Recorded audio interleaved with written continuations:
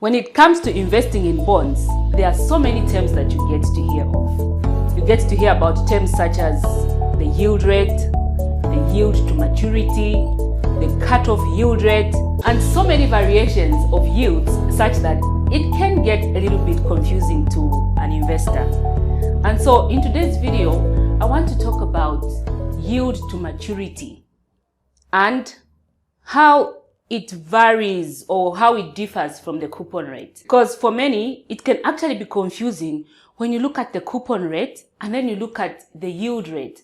To many investors, it actually sounds like it's the same thing, but there is a difference between the two terms. And that is what I want to cover in today's video. I also want to make a correction in terms of the last video that I did on benchmark and non-benchmark bonds. There's a part where I'm computing the return on investment on a 2-year and a 7-year bond.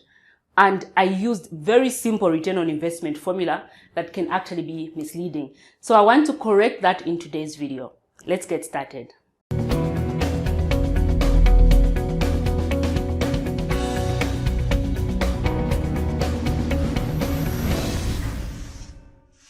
Hello there, entrepreneurs, and welcome to another episode of the Ndalama Insights Business Show with Mukonkela, where we turn your challenges into actionable insights.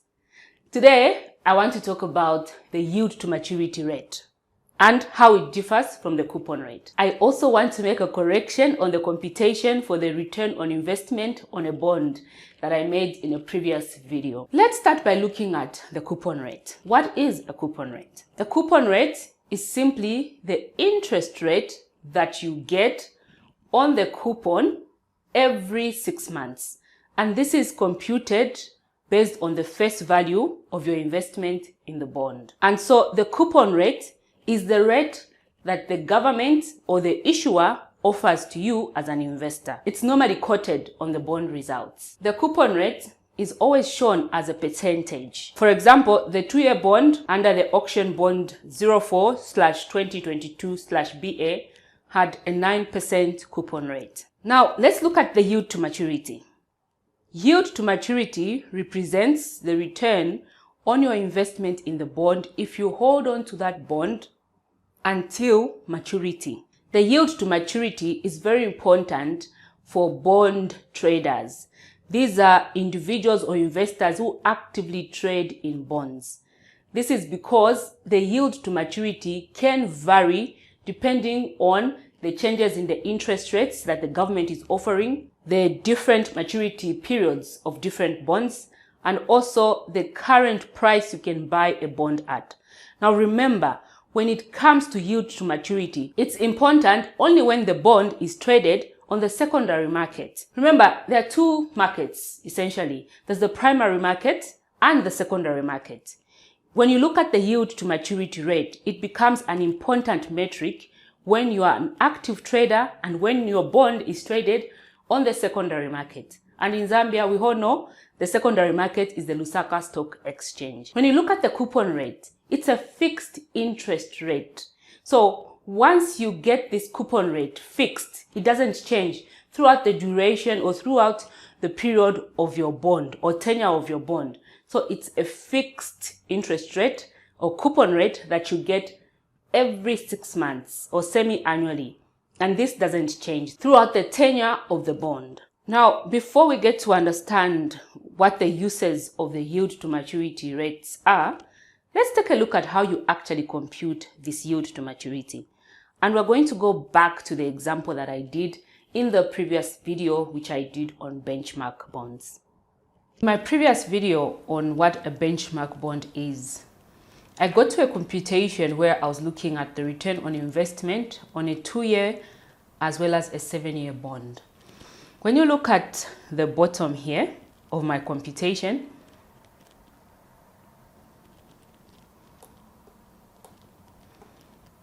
or rather when we go up first, you see that the computation was for a 2-year as well as a 7-year bond.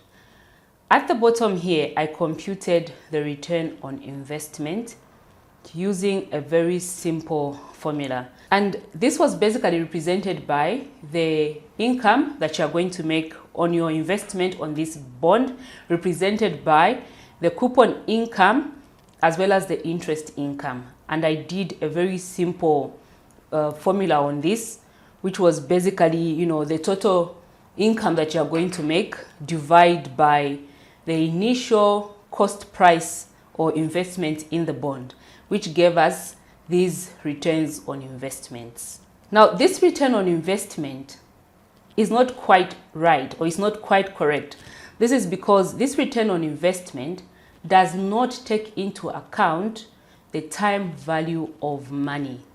Remember, the kwachas that you have today are much more valuable than the kwachas that you're going to have in 7 years' time. This is because of so many factors, including inflation rate. And so when we are talking about future cash flows, we always have to consider the time value of money.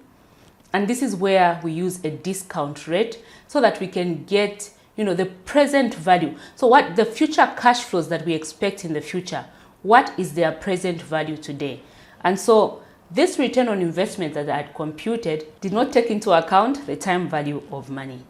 And when you look at the return on an investment on a bond, it is actually referred to as the yield to maturity. Remember, in my introduction, I've already explained what yield to maturity is. The yield to maturity is the return on your investment in a bond if you hold on to that bond until it matures. So this is the return that you are expected to make if you hold on to this bond until maturity. That is the return on investment of this bond. Now, there are so many ways you can actually compute the yield to maturity of a bond. One way you can calculate the yield to maturity on a bond is by using a formula. There's a formula that you can use to get the yield to maturity, and this formula is the bond price. If you look at this bond price formula, you can see that there is the yield to maturity in this formula. And so you can use this formula by shifting these values around in order for you to compute the yield to maturity. Now, this is a very long process, and if you've got all the time in the world, you can actually use this formula and you'll be able to compute the yield to maturity on any bond. However, Excel has actually made things pretty easy. And if you go to Excel, there's a formula that you can use, which is referred to as the rate formula, which takes into account the discounted values of future cash flows on the bond and gives you the yield to maturity on any bond. So if we use Excel, we can actually compute the yield to maturity on the 2-year as well as the 7-year bond that I had computed, rather than that return on investment which I had computed in my last video. So I've already laid out the table on how you compute the yield to maturity on a 2-year as well as a 7-year bond. There are some values that I want to explain to you before we can actually utilize this formula in Excel, which is a pretty simple formula. So if we go to the formula, it's rate, and you find these are the values that you need to input in this formula. There's NPA, there's PMT, there's PV, there's FV. So if you look at the NPER, it's the number of periods of the bond. If you look at the PMT, these are periodic interest payments. This represents the coupon rate. If you look at the PV, this is the present value of your investment. This is the cost price that you are paying today in order for you to get the future value, which is the fair value of that investment. So in this case, present value is the cost price of the investment. Then FV is the future value of that investment.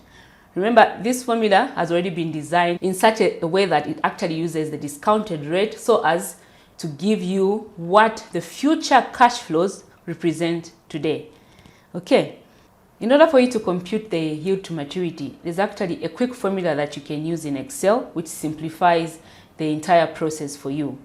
And so when you come to yield to maturity computation in Excel, which is an Excel sheet that I've created, I've already laid out the variance that you need, which is the NPER, or number of periods, the annual coupon payments that you are going to receive, the cost price, as well as the future value or fair value of your bond investment. These values are going to give us the yield to maturity when we use the rate formula in Excel. And so let's just populate these cells. If you look at the periods, for the 2-year bond, it's 2. So I'm working with annual instead of semi-annual in terms of the periods. You could have gone with, you could have gone with 4 and 14, but I'm going with 2 and 7. So I'm going to work with annual values. The coupon payment, which is an annual payment, remember I'm working with a yearly rather than the 6 months. So the annual coupon income is this amount for the 2-year bond. And I'm simply going to map this formula to the next cell, which is the 7-year bond. The cost price. Now, this cost price, because it's an outflow of cash, has to be a negative value. Since money is coming out, or you are actually using your money to invest in this bond. So we're going to say negative, the exact cost value, and we're going to map this to the next cell, just to be sure. Yeah. Okay. The fair value, exact face value, is that amount. So using the equal to rate formula, we get that, comma, coupon, comma, cost, comma, face value, close the brackets and enter. That gives you the yield to maturity on this 7-year bond, as well as the yield to maturity on the 2-year bond. So it gives you the yield to maturity on the 2-year bond, as well as the yield to maturity on the 7-year bond. Remember, the yield to maturity is the actual return on your investment in this bond if you hold on to this investment until maturity. That is what you expect to make. So unlike what I had computed earlier, remember this return on investment that I had done in my previous video. So I'll just copy it from here, which was pretty inaccurate. So this return on investment did not take into account the time value of money. There was no discounting of future cash flows. So this is not the way you should actually compute the return on investment on a bond. The correct way is by using the rate formula in Excel, or the formula that I showed you earlier. If you've got all the time in the world, you can actually go by using this formula. You can use this formula to compute the yield to maturity. However, Excel has made things pretty easy, and so you can actually use the rate formula and compute the yield to maturity on any bond that you expect. So now that you have the correct yield to maturity, this is where you now compare you compare this yield to maturity against the inflation rate, the expected inflation rate. Remember the inflation rates that we had computed? Let me just copy them. So we had said this was March inflation. This is April inflation. Inflation is coming down. And so the real rate of return, this we can actually delete because it's wrong. So the real rate of return for April would be, that gives you your real rate of return of 17, the yield to maturity minus inflation of 5% and 11%. So that is what the real rate of returns are for the 2-year as well as the 7-year bonds. And so I just wanted to clarify this point. Now, something to take note of when you look at the difference between the coupon rate and the yield to maturity rate is that the yield to maturity is dependent on the cost price, whereas the coupon rate is fixed for the duration of the bond. But the cost value of the bond actually changes depending on market conditions and interest rates. And so you would find that this cost price might not be the same depending on future interest rates that the government offers. And that is why the yield to maturity is a rate that changes depending on market conditions. And this is why it's of interest mainly to bond traders, because we expect these bond traders, to sell the bond or to buy bonds with different maturity periods and different prices. And as a result, they are interested in the yield to maturity rates so that they can make comparisons. This is what makes the coupon rate different from the yield to maturity rate. What's the use of the yield to maturity rate? The yield to maturity rate is of interest to bond traders, and it can be very useful when determining if an investment in a bond is actually profitable or not. The yield to maturity rate is very useful when determining if an investment in a bond is a good investment. So an investor would already have, their required yield rate, and then they would compare that to the actual yield to maturity on each bond. And the yield to maturity rate is expressed as a percentage. And so it becomes a useful metric to compare against other bonds with different maturity dates. And so to conclude, should you be concerned about the yield to maturity rate? Well, if you are investing in a bond merely because you want to invest your money in bonds and you're not really trading in bonds, then the yield to maturity is really of no value. Your concern should be on the coupon rate. But if you are an active trader in bonds, then you should be concerned about the yield to maturity, because it's affected by the changes in the interest rate as well as the prices, which affects your profit on that bond that you want to invest in.